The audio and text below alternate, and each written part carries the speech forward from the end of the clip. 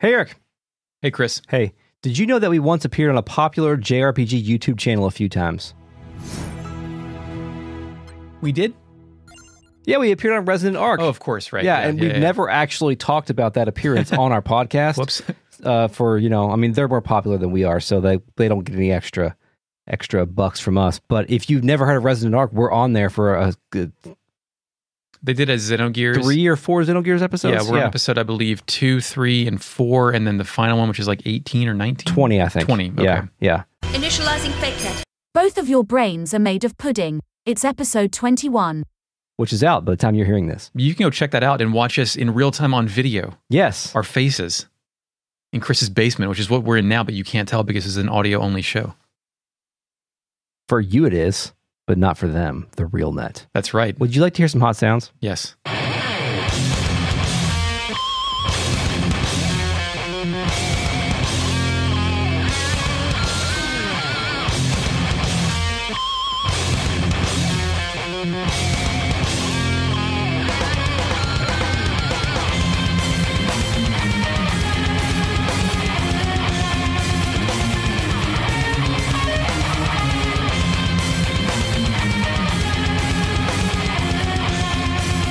Welcome to Retrograde Amnesia, a comprehensive podcast where we discuss classic JRPGs chapter by chapter, beat by beat.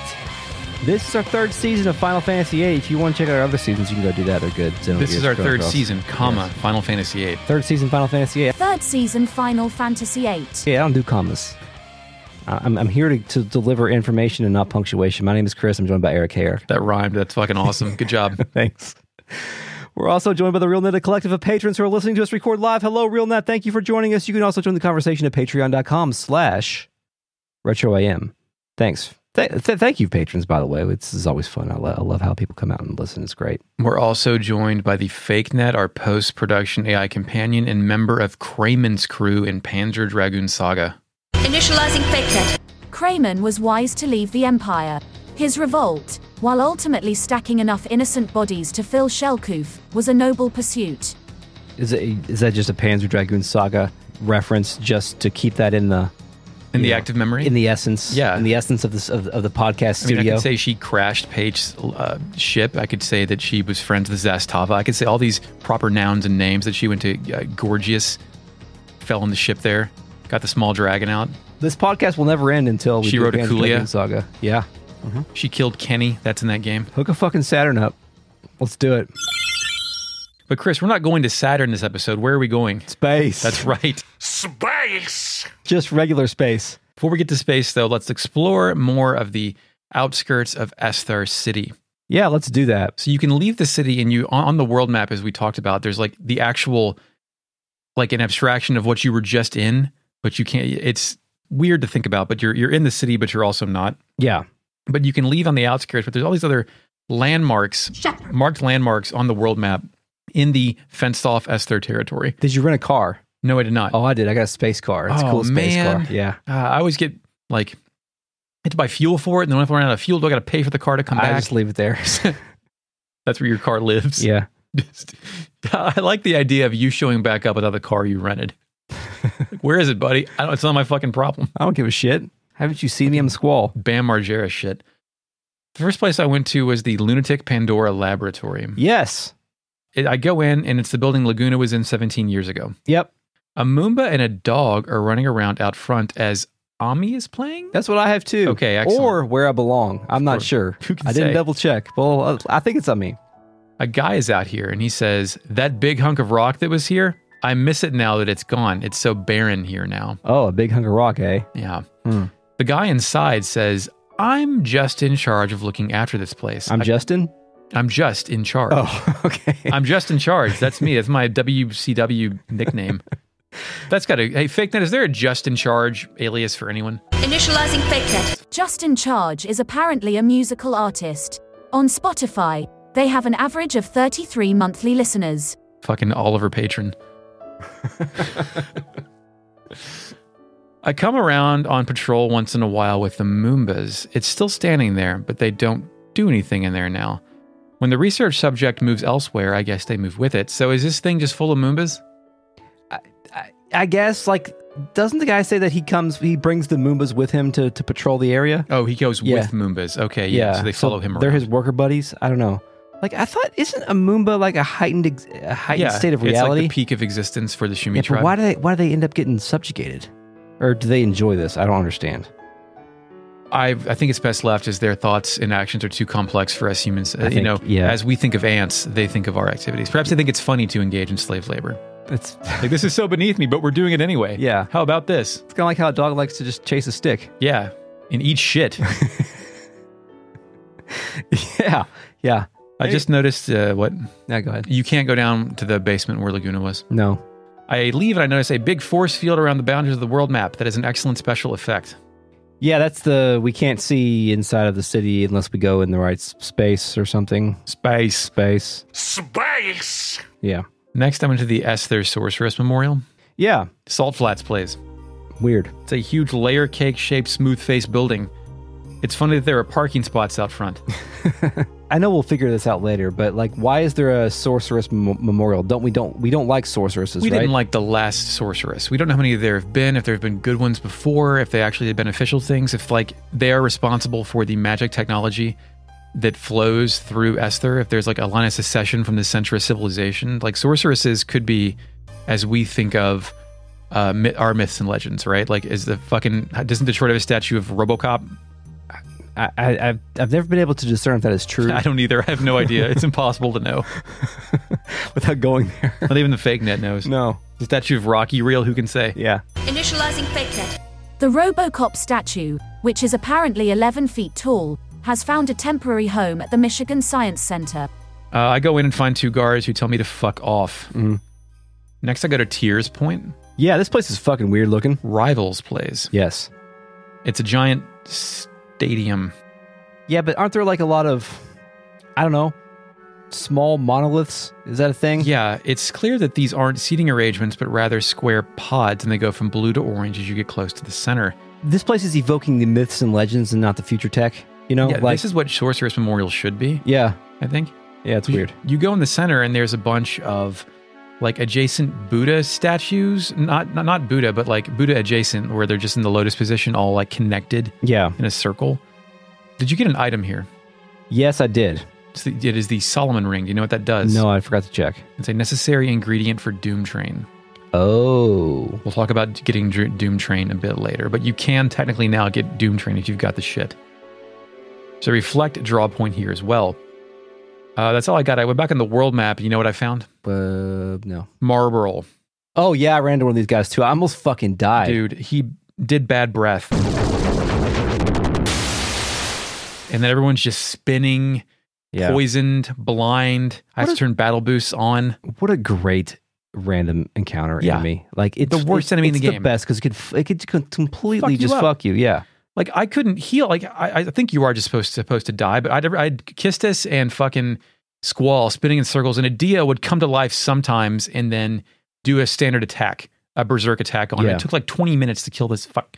Yeah, I had to escape at the last minute because I was in bad shape, and I hadn't saved it since I was inside Ashtar. I was like, fuck, I'm just going to have to do this stuff again. But I made it. Final Fantasy VIII's a game where they just won't snap out of poison or darkness eventually. Yeah. Like, they stick with it until you fix it. They have it. Next on to the Lunar Gate. Yeah, that's where we're supposed to go, right? Fear play. Yes.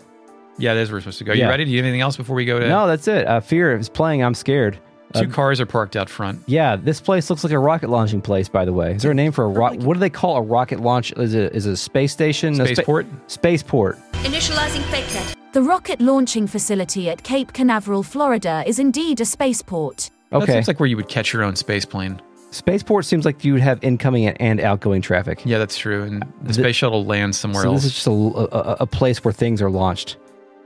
Anyway, you're right. There's a few cars parked outside, some security guards that welcome us. Yeah, very, very like aggressively welcoming too. Like, hey, how are you? Yeah, and this is all like I really feel like we're just being ushered from A to B, and no one's asking any questions about what's going on. Like, what we're doing 10 minutes from now is not what I was prepared to do. Suddenly, a dog comes chasing us. Eric, it's Angelo. Yeah, Angelo, who's been watching Where's Angelo been, dude? As we've discussed, Angelo is perpetually off screen. Chris, if you've skipped the last 20 episodes, who's Angelo? Angelo is a dog. Okay. Renoa's dog. That's right. Not Interceptor, but Angelo. I have his card. Yes. Squall comforts the dog. Like, the dog is whining, right? Yeah. And as we know from all of media and fiction, the dog would not be here if something was not wrong. I know. Right? Dogs always know when something is wrong or when something has peanut butter on it. Those are the two things dogs always know. Yeah. And that's it. We walk back to the room we're supposed to go to, and the dog just stares at us. But I think this is supposed to be an omen. Yeah. The animals know. I also thought it was interesting that a woman in a black dress welcomed us inside because she's the first person we've met here wearing regular ass clothes. Oh, yeah. So I think like they're trying to assimilate to make us feel like this is all normal. Yeah. Like, oh no, they just dress like that in the city. We're like you. You can trust us.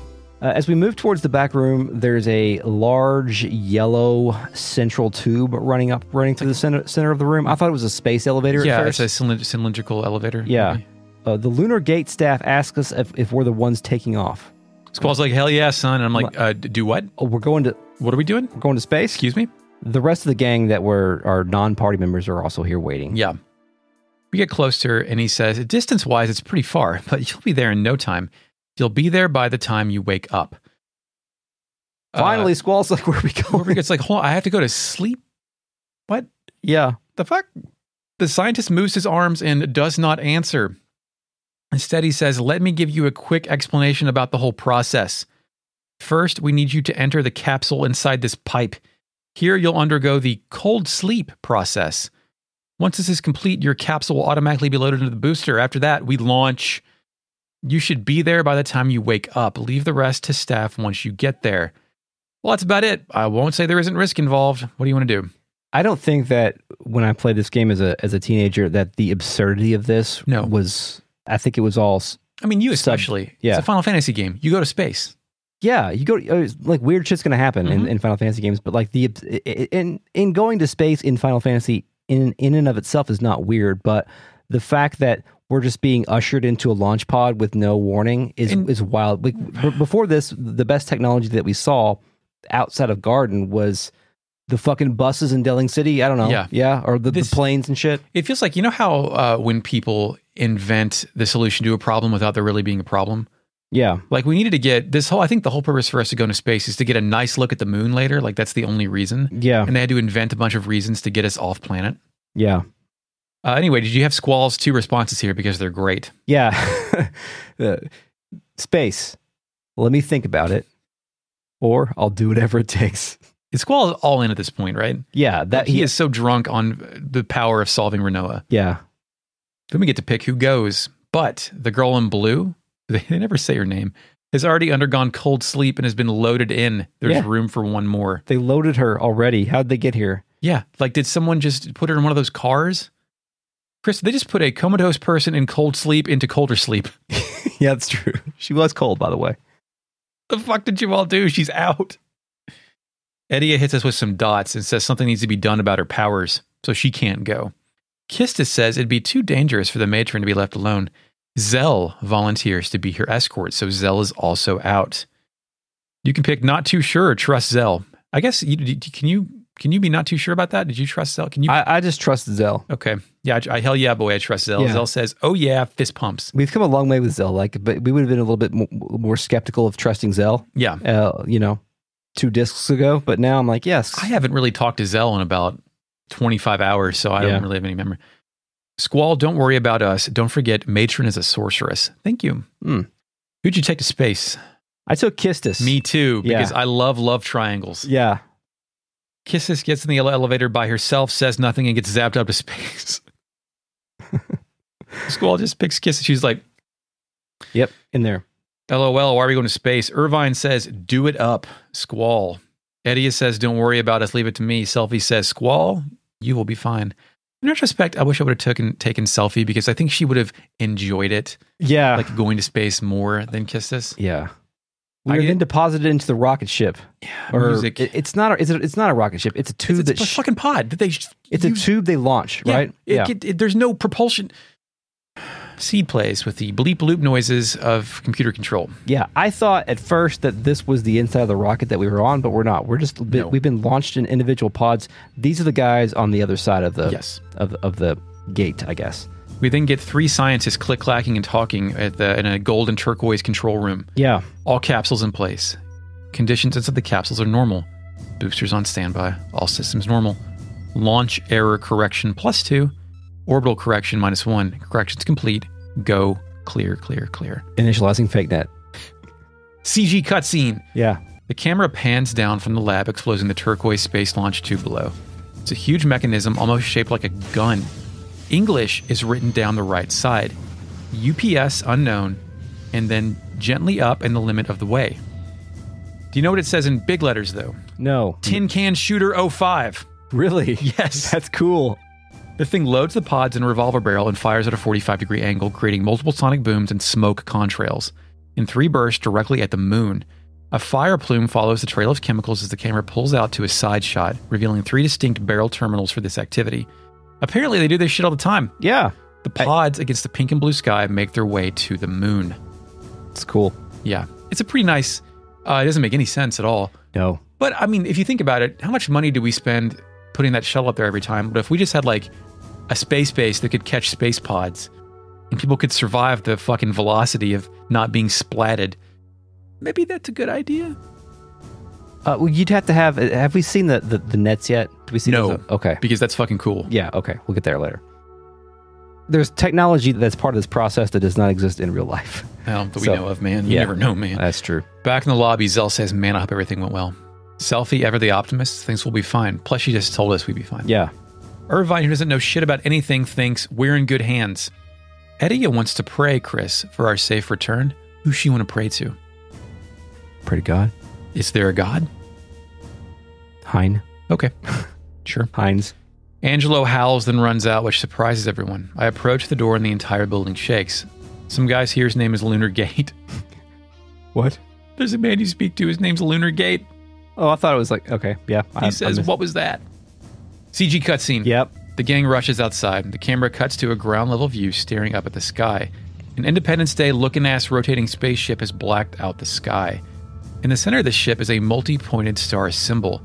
The camera cuts to a wide shot revealing the circular spaceship is actually a giant black monolith hovering tower. Yes. The camera pans up, revealing its impressive length and girth, both extending to the sky.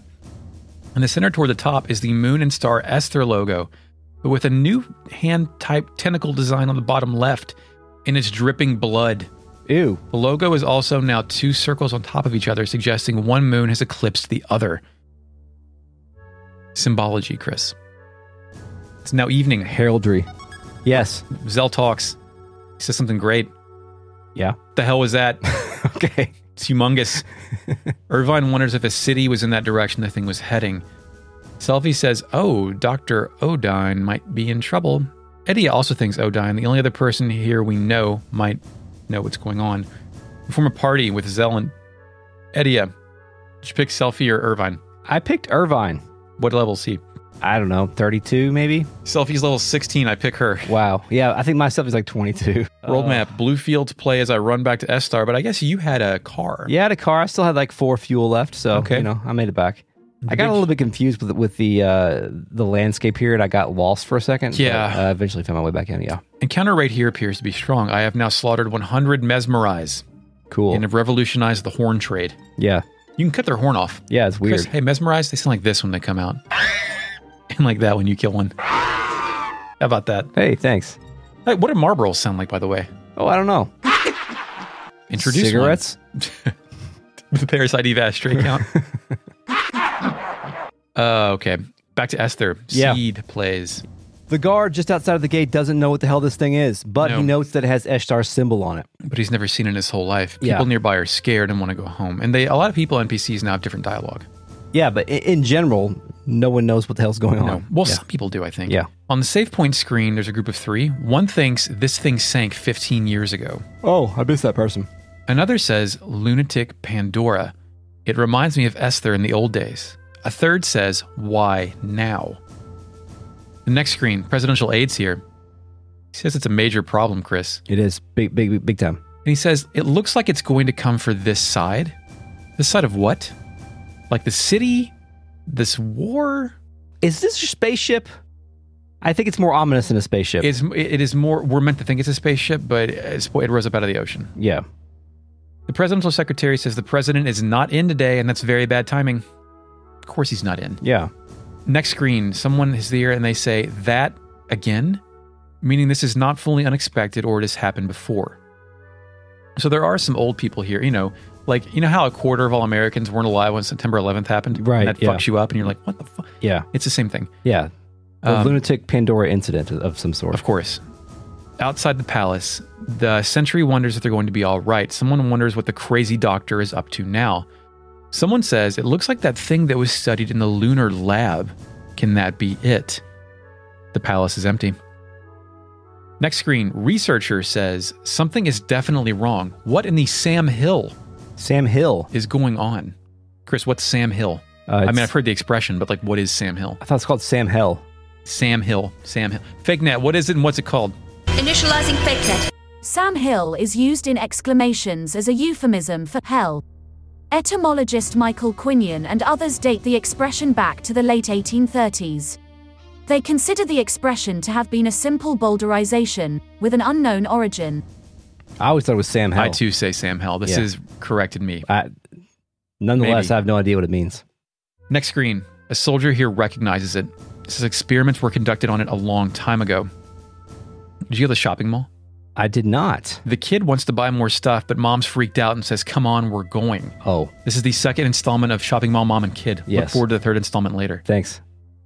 Soldier says, keep your eyes open. Something is coming from the other side of the city. So it is coming from the other side of the city. Left side, maybe. Yes, left side. From left side to right side. Right side. That's all I got before Odin's lab. Yeah, now we can go to Odin's lab. They're going to let us in, by the way. You know why? Because we got important shit and there's a fucking spaceship. Because he's in a good mood. Okay. According to the person at the entrance. He hasn't been this cheerful in quite a while. Chris, what is the trope where scientists get happy at the end of the world? Like Independence Day, fucking the actor who played Data was all happy because all the shit turned on. Do you remember there was a weird scientist in Australia in Terranigma who was watching the world burn? Yes. Yeah, that guy. He had one of the stone things we had to collect at the end one of of the star stones, Yeah. and he was talking about the end of the world. Does that have a trope? I mean, a name to that trope? Is there a name? Fake net? Initializing fake net. While there are elements of the mad scientist and the nightmare fetishist trope, the best fit is the admiring the abomination trope. Muldoon in Jurassic Park, David in Alien Covenant, and Steve Irwin from real life are reliable examples of the admiring the abomination trope. Men of science are not to be trusted. That's the message of all these games. Grim scientist. So is he excited because of Renoa or because of the space alien shit?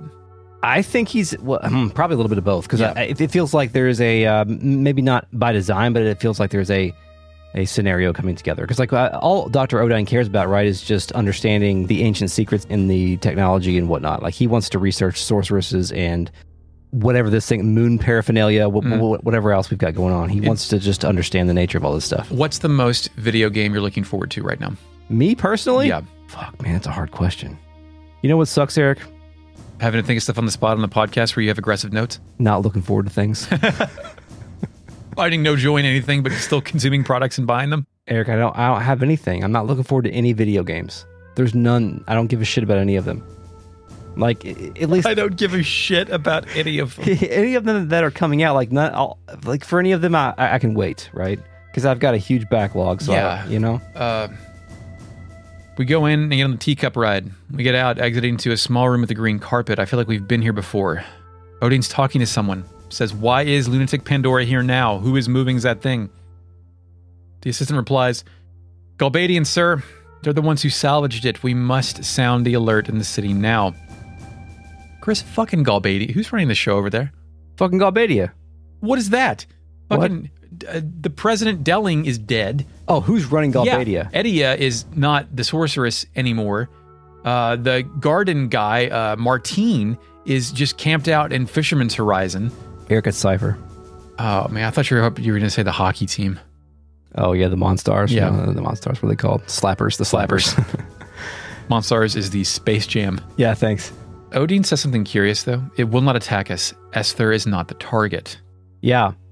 The assistant hopes Odin's right, but Odin continues, but Tyr's point. Yeah, we've been there. So This is some sort of, I don't know, Evangelion alignment thing. Yes. We're taking ancient technology and aligning it with other ancient technology in order to execute a thing. Yeah. I think is what's going on here. Odin then sees us and speaks. So we meet again. This is exciting. Zell can't believe this shit, asking what's exciting about this and that about Galbadia and all. Mm-hmm. Odin no-sells it. It's been a long time since he saw Lunatic Pandora. Zell wants to know what it is, so do I. This lunatic whatever, the big thing. What the hell is that? What the hell is going on? Odin seems like he's about to go on one. Oh, you went to hear my story. That's nice. I would be happy to tell you. I've been investigating Pandora since it was excavated. So we serviced it and investigated. Zell says he doesn't care about this lore shit. No. Odin's like, well, what do you want? Zell says, what is happening? What we're supposed to do? Odin wants to explain more, but Zell says the enemy's closing in and they have no time. So I like how Odin is, again, so deep into the research, he can't sense the imminent mortal peril. Yeah, he just wants to explain this shit. Zell doesn't say that they just shipped 2 of my highest level party members off to the fucking moon. Zell wants to take direct action, but Odin needs to tell him what to do, specifically. Make it short. Odin's like, short, are you sure about that? That's too bad. This could be very bad. He's not capable of making it short. I'm losing my mind with this dialogue. Yeah. But I think Odin's frustrating me in an appropriate way. That makes sense. At some point in the middle of this conversation, I played Odin in cards. Okay. Did you get bored? I did not. Wait, does he have... No, it's the assistant that has... Wait. I'm not sure who has ward. Yeah. But the rules here, since I'm playing my roguelike version of Triple Triad, the rogue... playing for keeps. Yeah, the rules here are too fucked for me to like want to do anything because there's like still it's got random and all kinds of weird stuff going on, so I'm not messing with it.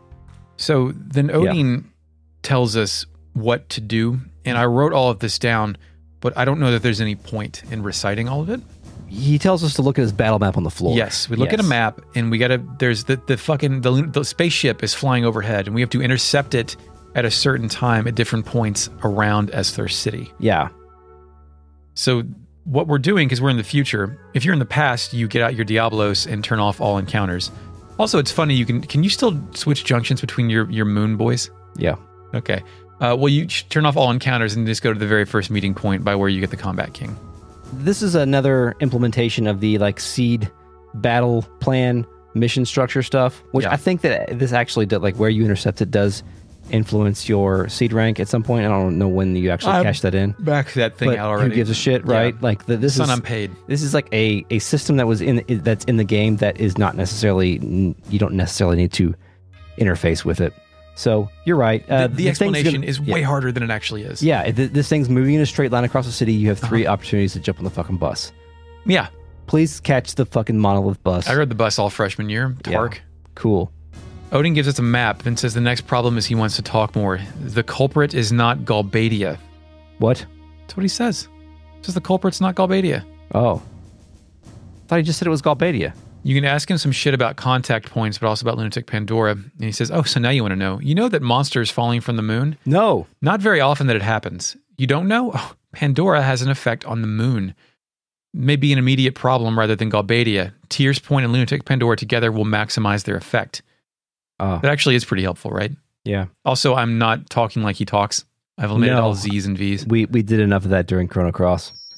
Played at the beginning, got the ward card actually. So good, congrats very good. to me. Very good. Thank you. I'm gonna cash that shit in right now. I don't even know what it makes, but I'm gonna do it.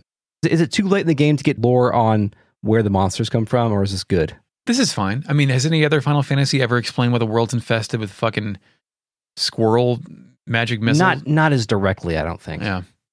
I mean, they'll tell you where the weapons came from in 7, but not where the Midgar Zolom fucking lived. The Hell House. When we leave, Zell notes that it looks like it is here. The stage is set plays? The stage is set plays. The stage is set plays. Because you know why? The stage is being set? The stage is set. 20-minute timer and a life bar appears on the screen. The life bar, I think, is going to show you, there was like hash marks where the first and second and third stations are. Yeah. I run around like a moron and finally hijack this thing at the first point, taking out some Galbadian soldiers in the process. If you don't turn encounters off, you're fighting random-ass regular Galbadian soldiers, which are there only to suck up time, I think. Yeah, they're designed to waste your time. Did you talk to anybody when you were doing this stuff? No. Unique dialogue. One soldier says he hopes the evacuation order went through. Another says the Galbadians stopped them from approaching. So Galbadia has taken over and they've given an evacuation order to the citizens. By the safe heal point, one says the Galbadians passed by but didn't want anything to do with them. Another says it looks like Esther wasn't in their plans. The last of them says they're after the Pandora. So is this like, is the Pandora moving over and they're also catching it? Like, was it summoned through AI out of the ocean and they're running to like board it just like we are, and this just happens to be the intercept point? Also, how the fuck did they get in here? If the Galbadian soldiers are in here, I believe that they are controlling it, right? Even though he says they're not. Maybe they're remotely controlling it. Maybe they have to get personnel on board. Maybe Galbadia the state is not controlling it, but Cypher is in here controlling it, and he's taking his crew. The dumb boy who we just left passed out? Yes. Okay. Yes. That is what's happening. More on that later. Yeah. More on that later. More on why that happens later. I get to the first access point. 2 soldiers are here next to a car. They say the Galbadians are controlling it, and they predicted it would fly by here. Isn't there anything we can do? A funny thing, turning on Ec3 movement speed does not appear to affect the timer. Yeah, so you can get here that too. even faster if you need to. Over time, it lines up with a massive structure, cruises by, a door on the side opens, and a blue Galbadian soldier pops out. We get into a fight with a blue guy and a red guy. I murder them. Mm-hmm. Zell says now's our chance, and we all leap in the open door. We're inside, Chris. Yeah, we're inside. And the first area, like I guess you would call this the lobby. Yes. It looks like this was built in modern times to facilitate the moving around here, because then you can go in one of 3 elevators. Is this like when you go into like a historic house and you see like a walkway has been built through, so you can tour it, and you're like, you kind of fucked it up, but I guess I have to see this. Yeah. By the way, what music is playing? Is it called Lunatic Pandora? It is. Lunatic Pandora. Yeah, it's a good song. I like this song. Starts off silly, gets serious. A mixture of the ancient ruins and the future vibe that this place gives off. Which elevator did you take? First one's green 1, middle is blue 2, right is red 3. I think your plot relevant one is blue 1, right? That's where I went. Yeah. Well, I didn't go there first. Oh, so tell me what happens. I fought the Sam 08G, which is a massive monster mouth blue-green goblin with Serpentor's armed snake cannons. Yeah. Cool. Yeah. Uh-huh. I think we've seen those before, haven't we? I don't know. Oh. I picked door number 3.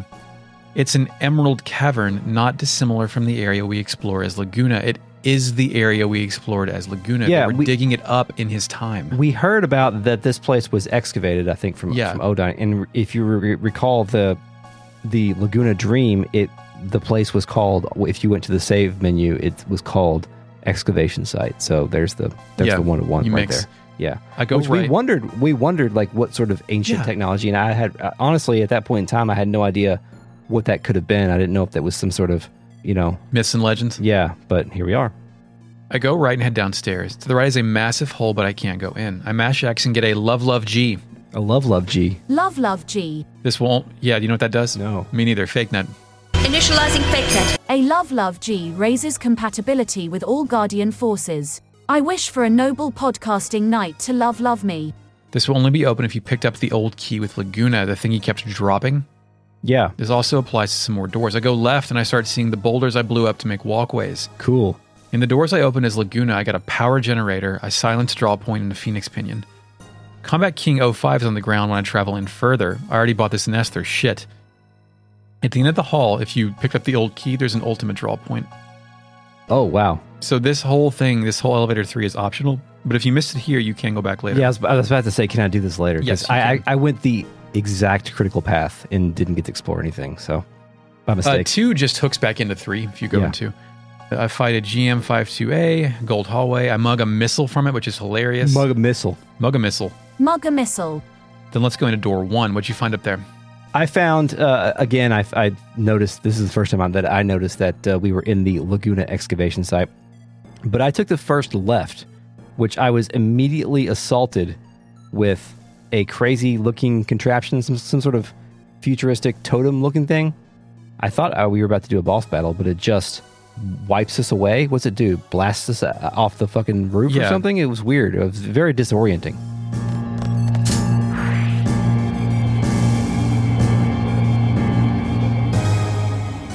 It's like a deity type thing. It looks like an angelic, like an Evangelion angel. Almost. Yeah, or something from Xenogears, really. Yeah. At some point, there's an emerald hallway with the word Levi Ton written above it. Levi Ton. Leviton. Leviton. But it's separated between Levi and Ton. Levi Ton. It's cool. Did you go down? There was an area I don't recall seeing with Laguna where there's just a massive staircase down through this crystal. At a certain point, it may have been in door number 2. Yeah. There's some kind of argument for disturbing nature violently in here. So the screen pops back up and we're outside at Tyr's Point. Lunatic Pandora fades slowly into the background as it moves on. So that's where we ended up in Tears Point. Yes. Okay, I was very, very confused. It was very disorienting about... It's like we were writing it and got ejected. Did we get, like, we didn't splat? Yeah. We float. Okay, I just to understand how the physics here, but okay. Edia looks away. Zell faces it and says, damn it kills me to let him go. And Selphie has her shoulders slumped, sullen. But like the way everybody's framed, they're all looking differently. Like someone set up this shot to have all of our party like dejected and defeated and staring and dealing with it in their own separate ways. Yeah. This all happened because I went like I said, I went the exact way that you need to go to get ejected. So I felt like this was like a 5-minute thing. Yeah. And I didn't get to explore. And I was very disappointed that I missed all this stuff, but I can go back later. You can go back. Yeah. I think all of this, you get to the exact same array of elevators. It just made this whole sequence feel rushed, even though I don't think you were like, you went mission critical because you were on a mission. I don't know if this is scored, but I bet you got a higher score because you didn't fuck off. Maybe. CG cutscene. Yeah. The setting sun has cast a lavender sky and the color has extended to bathe the weird architecture of the memorial in the same light. We see it from the outer edge, and a shadow rolls in and quickly covers the entire surface. Those very strange cubic pods are now glowing electric blue, and they all appear to house the exact same computer shit monolith. They start shifting colors, changing from pastel shades of pink, orange, and blue. Eventually, they all turn pink and start radiating like they're activated. The camera shifts to a close-up shot of one as it burns out, turns black, and shatters the glass of its outer shell. It cuts to an overhead shot of 8 linked sorceress sculptures at the center. It cuts to a ground-level shot, camera aimed at the sky, of the spaceship overhead. It cuts to a close-up shot of one of the statue's faces, stoic with its eyes blinded. It starts shaking. Then its left side begins to crack, forming a tear below the left eye. It cuts to a sky cam shot of the whole memorial with the center glowing orange like lava. It radiates and pulses. It pulls out to a wider shot of the entire memorial, complete with the monolith spaceship hovering over it against a colorful dusk sky. Wow. Eric, I love when statues cry. Yeah, it's great. You know what that signifies? When doves... what? The age of nucleic domination has come to an end. That's right. Yeah. The Statue of Liberty. Lady Liberty's crying her nuke. Parasite Eve. Anyway, yeah. Zell raises a fist and concludes they better fall back. Edia says something much more interesting. Yes, she mentions the Lunar Cry. That's our second Lunatic Pandora Lunar Cry. Yeah. Hell yeah, son. Moon lore. Zell no-sells all of that and says, let's head back. Yeah. The music fades and we're out. Let's go to the moon. Going to the moon. Let's waltz to the moon, right? No. Let's dance with the Balam fish. That's right. Literally. CG kind of. To space. We're in space. Yeah. 3 fireballs, our launch pod exit the atmosphere. We're in a space station now. The music is hilarious out here. Very nice mesh with Esther's circus music. This music is perfect for this moment. I love it. It's so good. Controller A is at a control station. He says, 2 capsules are approaching. Shall we recover them? Man in spacesuit, which is his name. You know what he is? He's Controller B. He's a man in a spacesuit. Oh, yeah, he's man in spacesuit. Mm-hmm. Yeah, man in spacesuit. Yeah. He says, of course, what do you expect? Controller A. That's like some good on-the-job shit. Like, hey, do we go do our job? Yeah, fucker, we're at work. Does man in spacesuit imply that man in spacesuit is a to-be-named man? I don't think this is the man later who's in the spacesuit. That's what you're asking? He's not the man in the spacesuit? No, there is a man in the spacesuit later, but this is just, this guy works here. Okay. I think. All right. Yeah, I love that they receive no communication of any of this. They just see this shit coming up from Earth. Yeah, they fucking launch some pods. Like the satellite communication with the space. You know, I wonder if that radio wave thing extends out to space, where they just have to assume they'll get shit up here randomly. Yeah, they're just sitting here waiting for pods so they can can cast them. Laguna runs Esther like he runs the rest of his life. Spacesuit hopes we won't cause any problems. Controller B off to the right suggests they put the troops on standby. So there's armed troops up here. Spacesuit's like, nah, we don't need to do that. Controller A says, oh, then we better tell the station all the more. What the fuck?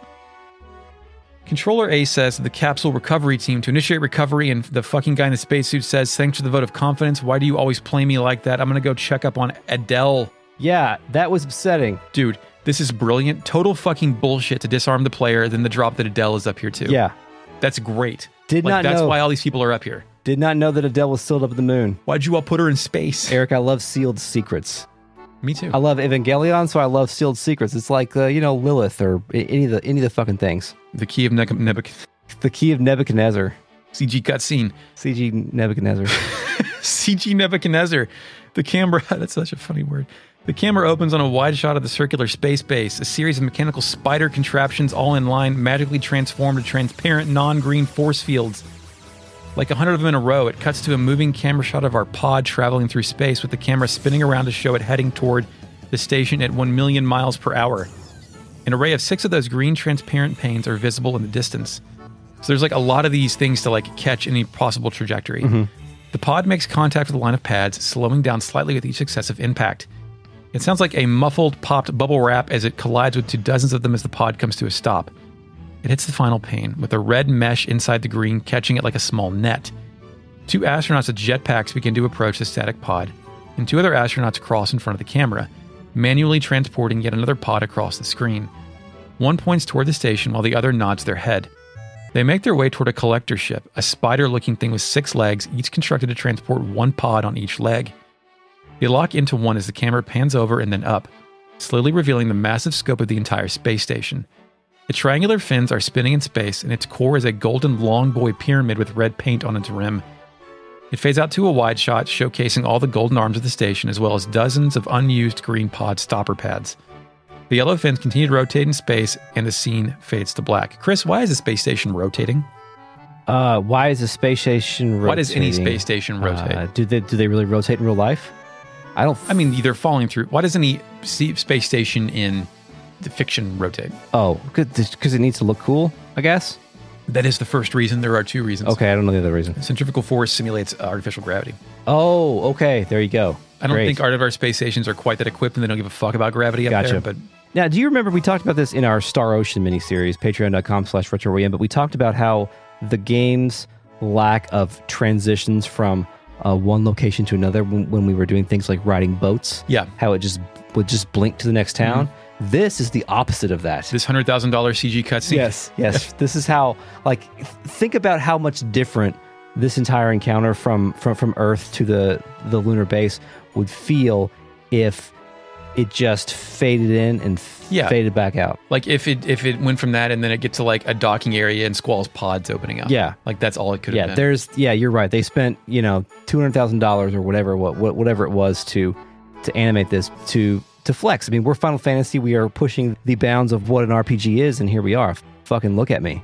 And guess what? I'm fucking looking at you, Final Fantasy. I did. I'm looking at it now. I wrote down everything that happened. I've got my eyes on you, Final Fantasy. That's right. Anyway, the capsules, they dock through some cheese hole looking things, and then we're here. We're at the lunar base. Quick Thaw Technician. That's his name. My favorite character. We're putting him in the character tournament, by the way. Quick Thaw Technician? Yeah. Fuck yeah. He's nominated. Initiates the Quick Thaw.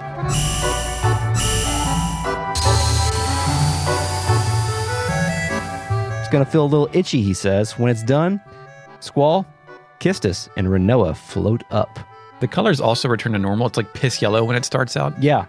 Some scientists run in and initiate the artificial gravity, which I think artificial gravity is just gravity, right? Is artificial gravity any different than gravity? I mean, how deep...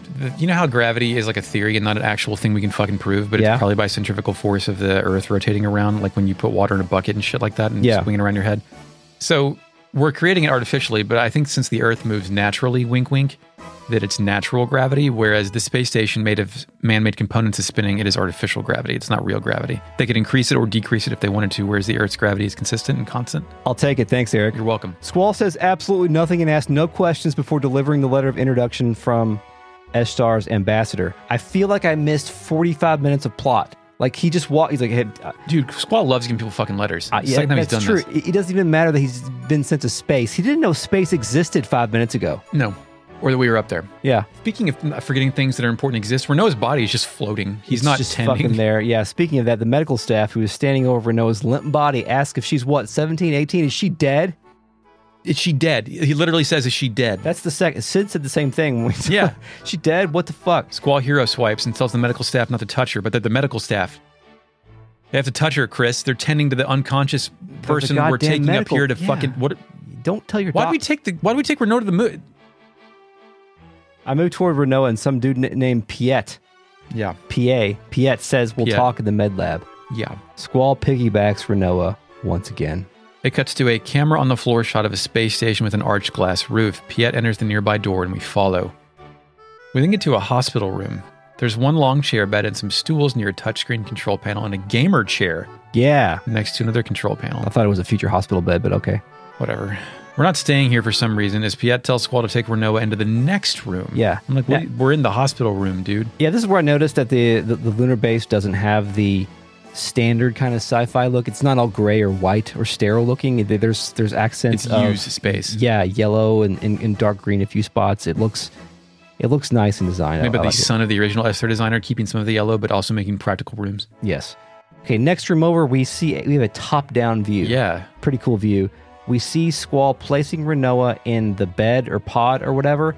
The floor is glass, so we can see space below us. It's rotating. Yeah, and I was about to ask you about the space rotating effect and if we're floating through space, but now that you've explained the rotating thing, and I'm now fully aware. It's secret gravity, but what's the other rule? Why else is it rotating? Good, cool. It looks cool. Yeah. So something struck me as strange here. Kisses has not said shit yet. If it's your first time in space and you're wearing your Chanel dress or whatever, and it, Yeah. like, I know that they're on a mission and that they're all buttoned up and stuff, but it's like, can I look out the window for like a minute? Yeah, we've got to take some moments to succumb to our astonishment here. Piet says, I've talked to my crew. Everything will be all right. Come, let's go to the control room. Then the front of Renoa's table folds over the lower half. Yeah, they seal her in. Yeah, and then glass. You can't have her escape, Chris. No, can't escape in space. In space, no one can hear you escape. On my way out the door, I talk to Right. Green Shirt. Squall Hero swipes inches from his face and says, you better not do anything to hurt her. Bro, you decided you liked her the second she became unconscious, and now you've taken her out to space to talk to space quacks without her consent for medical assistance through your old babysitter who can see into the past. You've put her in a coffin. Yeah, and just put her in a coffin. The dude gives it back to Squall and says, all right, you're her knight in shining armor. By the way, don't play cards here if you're playing on my mode because it's random. Everything's random. It's all bad. I had to play cards here later. Yeah, sorry about that. I'm not. Walk back out into the main hallway and go down the hallway, noticing that space once again is moving through the glass tube above. We are moving through space. We are rotating around space. The first person I talked to was in shorts and a t-shirt. Yeah, of course. So we're in, what the and they say there are dangers everywhere, and it's not enough just to get rid of them or keep them away. You must contain them and keep them under control. Such is Esther's way. You know what that says to me? Esther's way is surveillance state. They're going to trap Renoa in space, and Squall is being set up. Yeah. Well, Like she's going to be tombed like fucking Adele. Like when I read Adele was in a tomb idea, I was like, that's what they're going to put Renoa in the same tomb. the entire like isolationist ethos is all about like control and mitigating risk, right? Right. Right. And maybe nationalism, but I haven't sensed that in for Esther. I think It's there. yeah, There's some pride it's there, but most of it's like we've seen what happens when we let people in, and we're not going to let it happen again. Anyway, yeah, there's also a random guy in here who says Eshtar has the best sealing technology. Hell yeah, dude. I love sealing tech. Yeah. With it, not only are her powers sealed, but she can't receive any type of junction from the outside. I assume he's talking about Sorceress Adele, who is sealed up here. Yeah, she can't. It's nice to know she can't switch her party's junction up here. Yeah, it's great. Yeah, we can. We can switch our parties all the way from space to Earth, whatever. There's a staff member here that says they alternate every 6 months. They can't take their eyes off of her for a second. If Adele were to revive, terror would reign over Eshtar once again, just like 17 years ago. So yeah, I loop around to the control room in here. There are several staff members in here. This is the same thing we saw earlier, bleeping and blooping while we were being launched up or whatever. Kistis finally speaks. Yeah, she runs to the front of the room and notes that we're close to the moon. She says, my goodness, that's her signature phrase. Yes, she's very excited. The lady on the right is bleep blooping on her PC. Controller tells Kistis to shut the fuck up. This is no time to be impressed. Look at the monitor. Kistis says, the monitor, and then walks up. Before I did the monitor, I played Piet in cards. Mm-hmm. He took my Ultima Weapon card, but I got his Alexander card before I decided to cut and run. Yeah. So thanks. So did I. Thank you. He doesn't say anything about the rules, but when I started using every rule, open, sudden death, random, same plus, same, well, elemental, and one. There's no rules in space, Chris. No, all the rules are in space. I quit until the random rule is abolished. I lose all my cards and reset. It takes 45 minutes for him to abolish the random rule again. You sick bastard. Fuck. Eventually I claim, I have a system. Yeah. Come on now. Eventually I claim my prize, the Alexander card. Eventually, Bleepity Bloop Lady says it's a really rare phenomenon. You know, that huge crater on the central continent? It's from the Lunar Cry that occurred over 100 years ago. Oh.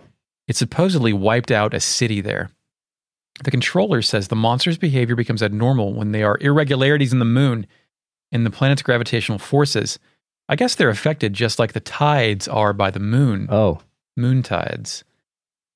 Controller near Kistis says, see them clustering at one point? Eventually, they're going to drop down onto the planet. This is called the Lunar Cry.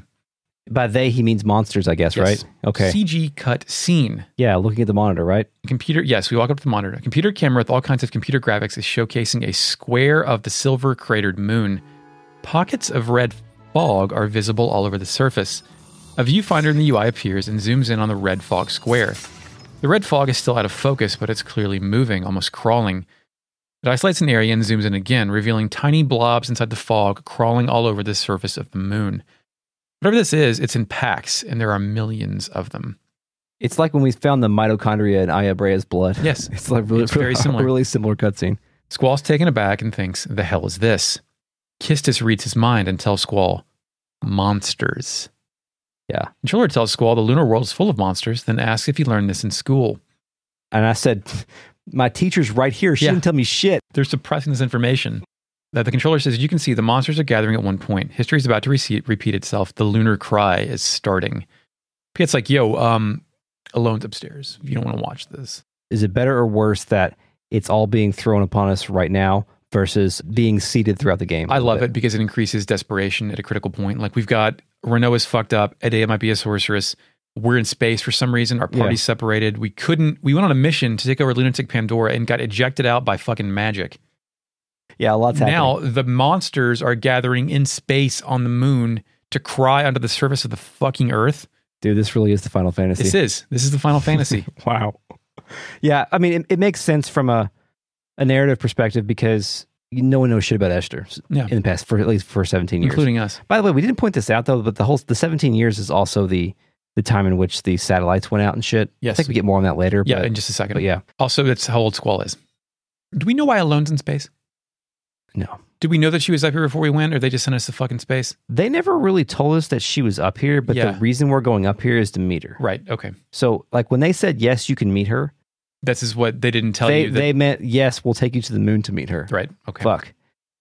Hallway. Yeah, it's upside down, which is an interesting camera trick. Yeah, gravity's all weird and Occasionally an astronaut floats by outside. Yeah. Is staring out into space the same as looking out into the ocean? Is it the same feeling, you think? I've never looked at it. It's static, right? Yeah. Space is static, so I'd imagine the scenery doesn't change, and I guess the ocean is patterned. I don't know. Yeah, well, they do say that looking out into space is like looking out into a star ocean.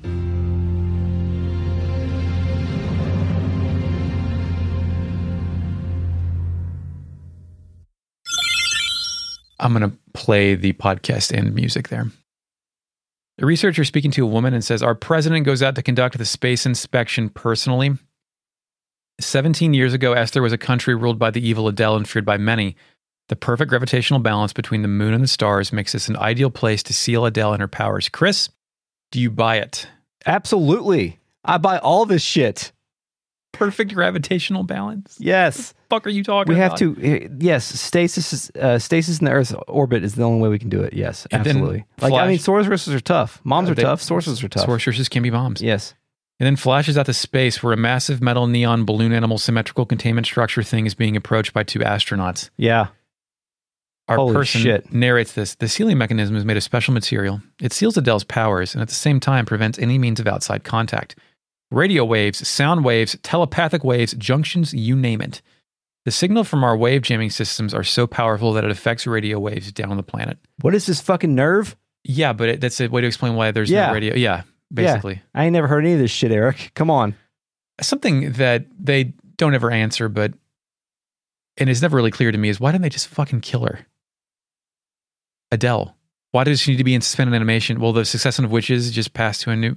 They did not want to allow this succession of witches to continue. Because the only reason Adea became a sorceress was because Ultimecia came from the future. So if that wouldn't have happened, then the sorceress problem would have been solved. You know, no one man should have all this power. It's not a man, but you know what I mean. Would you, if you could topple your fascist regime of choice to give, and the sacrifice would be no more internet, would you do it? Not for you, for everyone.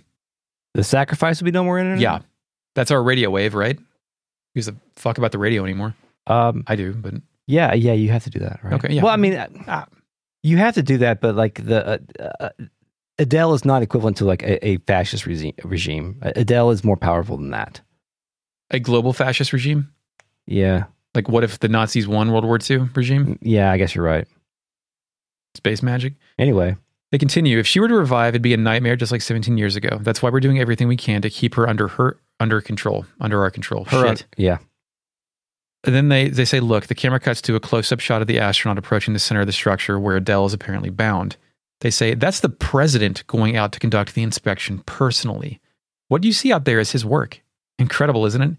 He was responsible for containing Adele. We've maintained tight surveillance over her ever since. Again, I know who the president is. I know exactly what's going on, but I don't want to say it out loud yet because it's so good. When I know that, I'm like, no, please don't let this man inspect and handle the outer space sorceress inspection. No, he's adept now, apparently.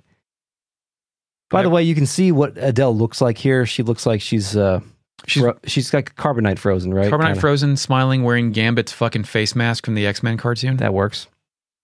I approach the door at the end of the hall. A guy in front of it asks if I've known Elone since childhood. Then tells me to spend more time with her. Squall thinks he doesn't have time. I go in, and we go to the real net. Initializing RealNet. Hello, RealNet. Dirty Brown Man says, Interceptor greater than Angelo. Is that the Final Fantasy VI? Yeah, it's Shadow's dog. Shadow's dog, right. Shy Guy 32 says, I feel like only a handful of FF games go to space. Cal L says, it's 4, 7, and 8. Didn't 5? Wasn't there like multiple planets in 5? I didn't play enough of 5. I don't think so. I guess you can go to different planets without actually going to space. Shy Guy 32 says, I love that they fire a cannon just to shoot you in space. Yeah, it's like cannon travel from Mana. In Secret of Mana, do you ride in cannons? Is that what that's from? Yeah, the like fast travel points is a dwarf load you into a cannon and shoot you through the sky. Fucking beautiful. You land. It's great. That's good. It's good until you get the dragon. John Doe says Sam Hell is the name of Rowdy Roddy Piper's character from Hell Comes to Frogtown. Dude, I've seen Hell Comes to Frogtown. Oh my God. That was like one of those VHSs you dig up at the weird bin in the store. Yeah. John Doe says big Dr. Strangelove vibes from Odine, which is a good one. Yes. Yeah. Very. Cal L says, I want to see Odine riding the Lunar Cry back down to the planet. Surfing a monster? Yeah. Odine kind of gives me the Werner von Braun vibes. Yeah. Scientists who work for a fascist country but got acquired after they fell because the science is too useful. Yeah. Cal L says, what would happen to this podcast if they shadow dropped a Xenogears remake? I'd probably want to play it straight up first. Yeah. If they did something like that, we'd probably just have to do a... It depends on if it was like full remake or remaster. It would change. Oh yeah, a full remake. Yeah, I'd probably just want to play it, and then maybe we do like an informal chat about it before we do anything for real on it. John Doe says it's so funny to me that the Calbadians suck so bad that fucking Cypher is a ranking surviving member of their chain of command. A succession of assholes. Shy Guy 32 says, during AGDQ 2020, one of the runners did a massive bit of menuing blindfolded while waiting for the lunatic Pandora at its first boarding point. It was wild. Oh, like rearranging stuff while it wastes the timer? That's, fucking wild. I mean, if you have the formula, that's all just button presses, right? Yep. John Doe says, maybe the moon is what legends are referring to as Hind's body. And that's why the monsters come from it, yeah. Yeah, that could be like one half and the other. Yeah. Shy Guy 32 says, I think FF7 implied a bunch of monsters were made by Shinra's experimentation. Oh, yeah. I mean, the mechanical ones, sure. But I guess the ones that were the more organic, screwed up ones. My friend Dragon Zord says many of the monsters in FF7 were from Hojo's experiments. They show a monster popping out of a Mako container in the reactor in Nibelheim. Yeah. Cool. Cal L says, I think Cal L is an aerospace engineer. At least Cal L said that he was. Cool. Well, technically gravity is the pull of masses towards each other, but you can simulate that by accelerating something like an elevator. And when spinning something, there's a constant centripetal acceleration.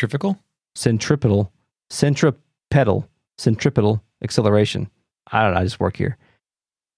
John Doe says, wait, why do we take Renault to the fucking moon? But we figured that out because that's where Alone is. Yeah, but okay. It is fucking wild. Even knowing that, that's still a valid question. Oh, yeah. Mm-hmm.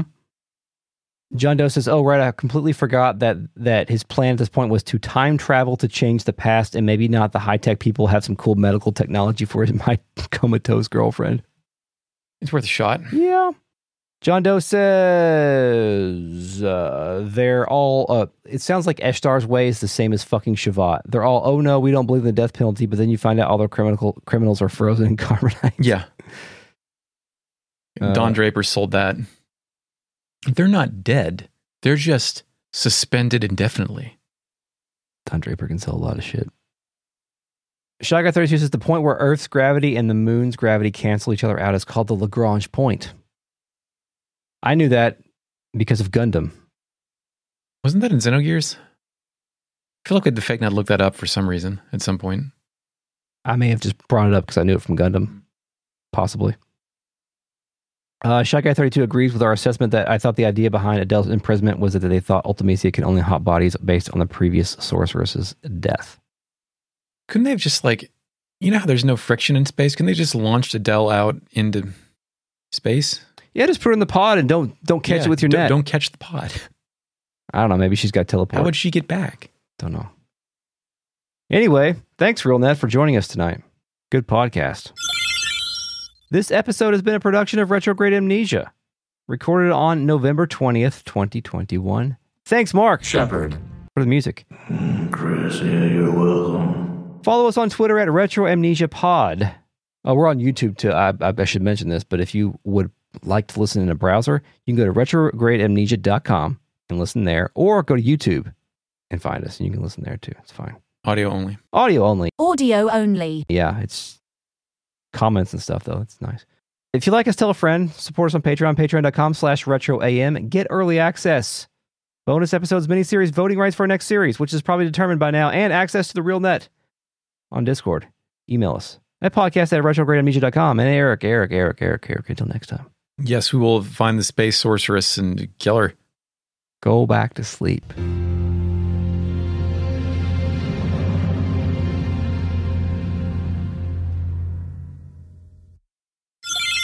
Chicken wing, hot dog and bologna, chicken and macaroni, shrimp with mahonies. Chicken wing, hot dog and bologna, macaroni, chicken with mahonies. Chicken wing, hot dog and bologna, shrimp macaroni, chilling with mahonies.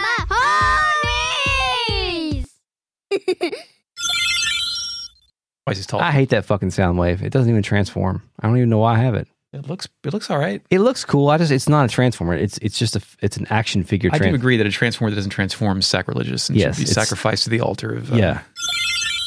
No, I'm not. I'm not. Peppa Pig. Yeah, I'm not prepared for any of this. I can't think of one. What's the next fucking Hyperlight Drifter that comes out in December? I don't know. It looks like Shinobi. Yeah. Well, whatever. My point is,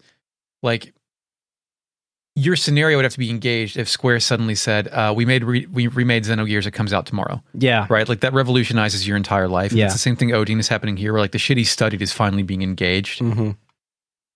God, yeah. I don't look forward to anything. Yeah. I guess the only thing that I can really, really say that I would want to play right at this moment would be the sequel to The Legend of Zelda Breath of the Wild. Okay. That would be that is an acceptable but answer. That's not a game yet. No, and it appears to be struggling. Yeah. Where are we? I'm looking forward to seeing what Xenoblade 3 is. Not playing it, just seeing what it is. Yeah, which